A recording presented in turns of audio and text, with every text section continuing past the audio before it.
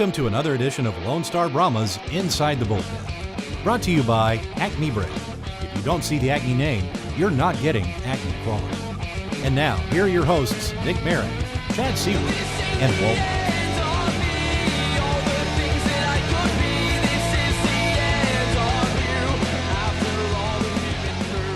Another summer episode of Inside the Bullpen. Nick Merrick, Walt Ruff, Chad Seward, and special guest head coach Dan Wildfong with us for this edition. I think it's about time we give the fans a new voice on the podcast. So Dan had to step in with us, literally stole him off from his... Stolen from the hallway. Heavy-duty getting ready for the season. And, man, here we are. All four of us chilling in the room. It's going to get a little steamy in here. But, Dan, we're glad you could hop on for literally a couple minutes here. Oh, thanks for having me, guys. Yeah, you bet. Dano. It's been a while. It's been like a year since we had Dan on. I know. Maybe since episode first 5. I want to say it's early on. I think that's why we don't have as many listeners. That could definitely be. Could definitely be the case. Just kidding. So, we got a lot to talk to Dan about, I guess. Yeah, we do. So this past weekend, main camp. Let's throw him in the fire right away. Let's do that. How was it? Did you go? I was there. Obviously, I thought we have some good players. We got some work to do, though. We lost a lot of good players to the USHL, and we lost some of our European guys to pro. So we do have some work, but I did like our camp. Here we go for the sake of the fans listening, because we don't even know. And this is the question we probably get asked, Walt, 9 times out of 10 or maybe 20 on Facebook. When is the team going to get the first chance to see how the roster's shaping up and maybe get their favorite players and get some T-shirts and all that jazz? Well, we are working on getting some exhibition games actually going. Yeah, as we speak. As we speak. I was just going up to meet with Frank, but he's not here right now to solidify some of that. So we're working on that. We're going to try and get at least 3 games if we can. We are bringing in a few more players than we have in the past. We felt like there's some really good players that we want to give them a little time instead of just making a quick decision on them. And we'll let them fight it out a little bit. So one thing that we hear things coming from various people when you're at camp. We don't bother you too much. You're in the war room and you're busy. But the overriding thing we kept hearing back was that goaltending was very strong. Were you pleased with goaltending throughout the camp? It's hard to tell until it's a weekend, right, guys? So when we're watching things, we're looking at not just what they did that weekend, but their body of work that they've done throughout the year. And a lot of guys go, wow, that kid's the best. Well, he might be the best player that weekend. But at the end of the day, there's summer camp foolers, they call them. And you got to be – that's Potter's line right there. Love it. But we got to be careful with that stuff, and we have to make sure the numbers are adding up when we see guys, And that's why, you take a few more guys in, you see a little more what they can do and can't do in the body of maybe 4 weeks instead of a weekend. It helps. So we've literally had less than a week to kind of get a feel of what this team could be. What's your favorite part of this group so far? I think, we may not be the most, I don't know, we got skill, but I think we're going to be a little heavier this year, which – in our building, I think is exciting. We're not the biggest rink here, so I think it's exciting when you have guys that are heavy and can come in and skate and hit and get the fans going. Are you looking forward to? I mean, we've always been rivals with Wichita Falls, and you and LaFontaine, 2 great coaches going at it. Are you looking forward to duking it out with Curtelli now that he's signed over there? Yeah, you know what? I've known Tony as records and all he's done. He's done a great job. He's a winner whenever he's coached. So it's going to be a great challenge for us to, compete against them. They did a great job last year with John, last couple of years, and it's going to be another tough one, I'm sure. Danny just brought up Jeff Potter. For some time now, you've been transitioning to working with Al Rooney. How's that been going in your eyes?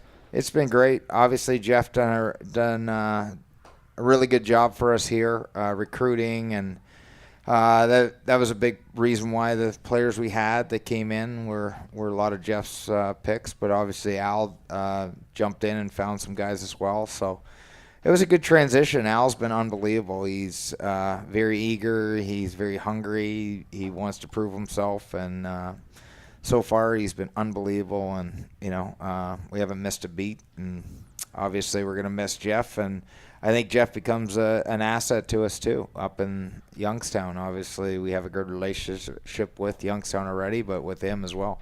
Well, looking too at the schedule, obviously you saw your boys finally get a Christmas break off as well, which will probably be nice for you and your family as well. But anything on the early schedule that you've seen kind of looking forward to this year, or is just, hey, Brahmas hockey's back pretty soon and every game's exciting? No, obviously coming from pro, any schedule is better. Like we used to play, you would have 9 days, you play 6 games, and you wouldn't even think anything of it. When we play 3-3, that was normal. When we do it here, it's like, oh boy, like the world's coming to an end. I think our schedule is fabulous. I think it's a great model. It's kind of like what they're going to see in college hockey, except it's more games. They're going to play weekends and Friday, Saturday night, and they're going to prepare throughout the week, and then again weekend games. The only difference is there's 60 games in junior and there's 32 in college, and then playoffs. So it gets them going the right frame of mind for when they do go to college. Now, Dan, tell us how you feel about Shreveport, since you played your entire pro career in Shreveport. Are you excited in seeing the Bugs back in the league? And did you play at was it George's Pond? Did you play there? Yeah, in your won career? a championship there. I think it's unbelievable to have Shreveport back in. They were, a great team. Obviously, Muskie did a great job coaching them, and through the Central League and the championships they won there, and they're,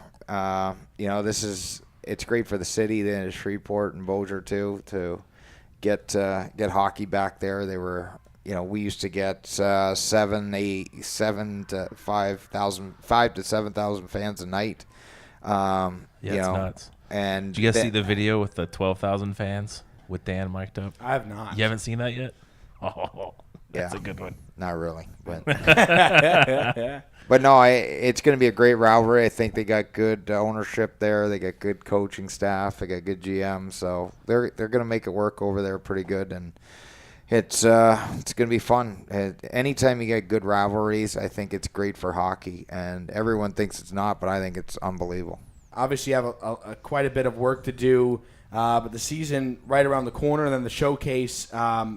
Let's start with the showcase right away. We don't know the opponents yet, but that'll be released soon, I think, by the league. But just your few years of going up to Minnesota, a chance to network with different coaches, different college scouts, different players. How's the experience from a coaching standpoint, besides just for your kids and your guys? Well, I think for us, it's real busy. Like we obviously don't have a lot of time to prepare to pre-scout a lot of teams because that's the beginning of the year. We'll do a little bit for the first team, but what we end up doing is watching a ton of games because obviously the PHL's there. There's a lot of different teams we have to scout. So once the guys are gone in the hotel rooms getting ready, we're at the rink all day for 12 hours. And we're not just doing that, but we're obviously meeting D1 guys and talking about our guys, trying to sell our guys. We're trying to sell, our program to some of these guys we're trying to recruit as well. So it's very busy, but it's a good process.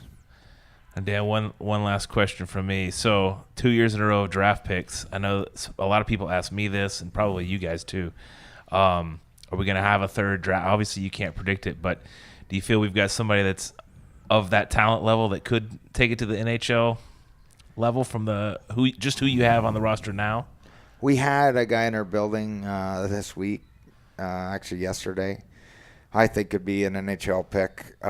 We're trying to still sew him up and get him here, so It depends if we get him or not. I think there's definitely a lot of Division I guys, and where they take it from there is going to be, up to them. We obviously have a young goalie potentially coming in as well that could be sometime going to the NHL too. But it's so hard to tell guys. At the end of the day, we seen them the weekend. We scout them on video, but until you actually see what they can and can't do, like Cam Clark came in and at camp he was just okay, but when you see him out here, you're like, wow, that's special what he does. So, there's still a lot of time for these guys to figure out what we're all about as coaches and what they're all about as players. But that's what the teams that do that the fastest really seem to get a good start, and they tend to end up being there at the end too.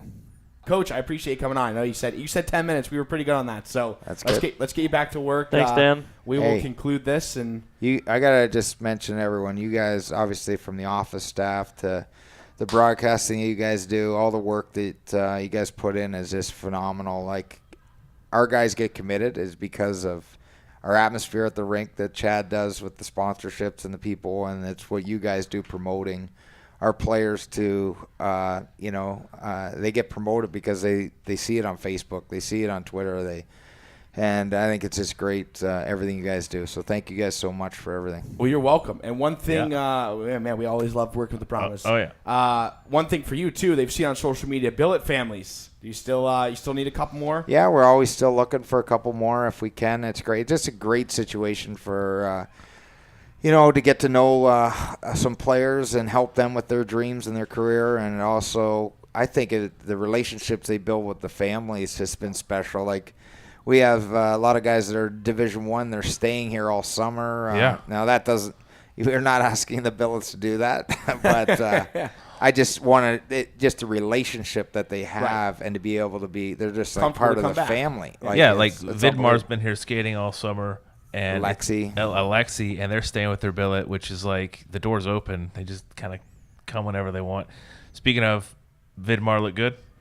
Vidmar looks good. Alexi had a really good camp with Dallas Stars. It was unbelievable. I had 4 guys from our team that went to NHL development camp. So, some of those guys you would have probably never said would go to development camp. Our development camp, you guys just asked me that question. Never know. Guys develop at different times. It's never. Hopefully, it's early, but it could. They got lots of time. Well, 7 total players associated with the Brahmas have now gone on to development camps in just your 3 years here. So big credit as well, obviously, to you and Jeff Potter for bringing those kind of players. And who knows? Maybe we'll see another one. Just like Chad said, you never know. Well, we hope to move you on to the NHL sometime. Yeah. That would be great. Only if you come with me. We'll be a package deal. Look at both you guys in Ottawa. You look good in red. Ottawa. All right, I'm out. All right. Thanks, Dan. Dan's out. Thanks, guys, for watching this podcast. We will see you next one. This has been Inside the Bullpen with the Lone Star Brahmas. Brought to you by Acme Brick. Acme Brick, it's the best thing to have around your house.